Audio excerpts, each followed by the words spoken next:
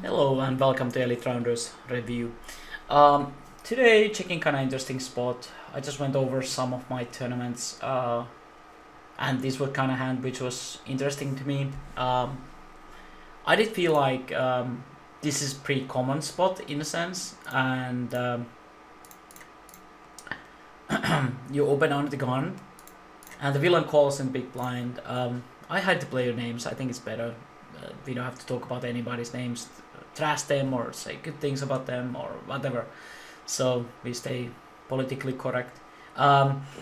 So here, in terms of like the flop, is kind of interesting because like, of course, the big blind probably still has all the combinations of nines, sevens, fives.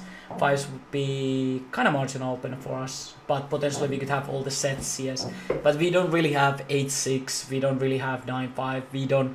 We might not even have 9-7, depending how I'm feeling.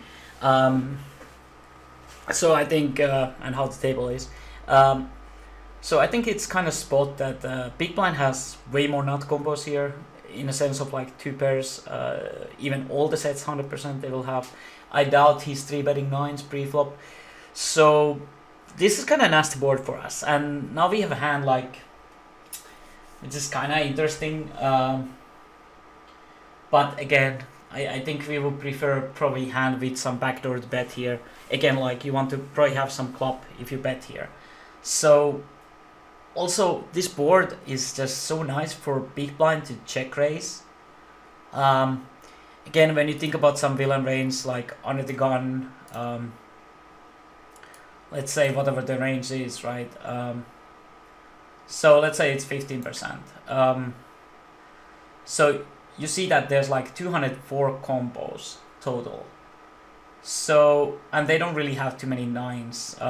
So 204 combos, like if you reduce the pocket pairs, for example, so 204, so 18, 36, 42, 48, if I'm calculating correct. Damn, sometimes your head doesn't work. It's too hard. 6x. So how many combos of pocket pairs they have? 5, 6, 7, 8. Yeah, 8. 48.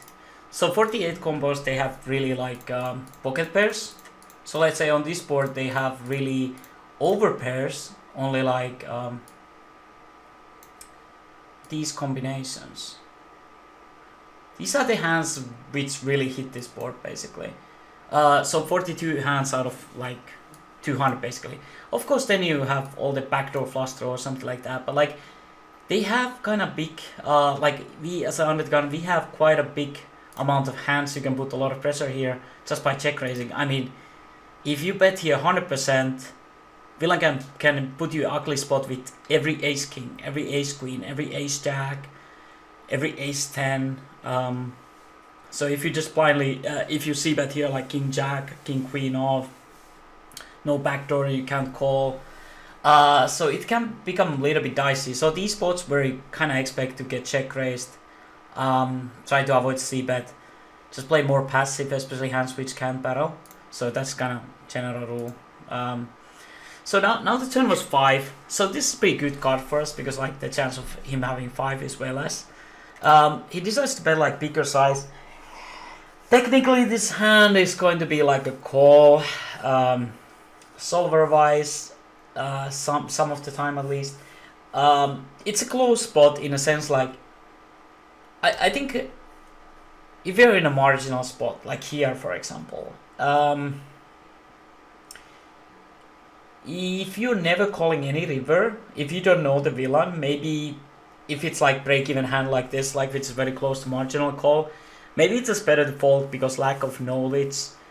I don't even hate folding the turn just because of that. So again, if you don't have any knowledge, just make bigger folds. You just don't know how the player reacts, what sort of sizing he might use. If you have more reads that he's just going to battle every turn and river when he check, maybe that's a good spot to call.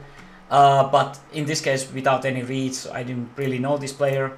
And he bets like small on river. It's perfectly fine, makes sense. He can bet like basically any pair like this as a blocker, as a value bet, and our range is very much towards just bluff catcher. We have some over pairs, but not too many hands here. So it works as a like blocking bet, kind of like hoping to get called by ace king sometimes. But either way, this hand, I think river is like just pretty much 100% fold. Nasty river. But like, yeah, I think this turn spot was something I was thinking. I think I should just fold here. This was kind of like, without proper information, I think you just like, even if the solver says it's a call, I think we would want to fold because lack of information.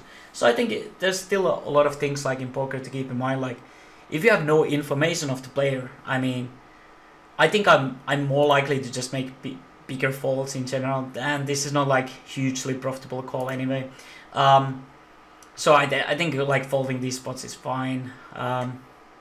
So again, interesting hand I thought, but in a sense of my playing, I didn't like too much the turn call in terms of what I knew about my villain and everything like that. So I think it's good to find some tight spots, tight folds sometimes. But yeah, like I said, this is kind of close spot either way. And depending on the villain's range, it might be terrible or it might be okay.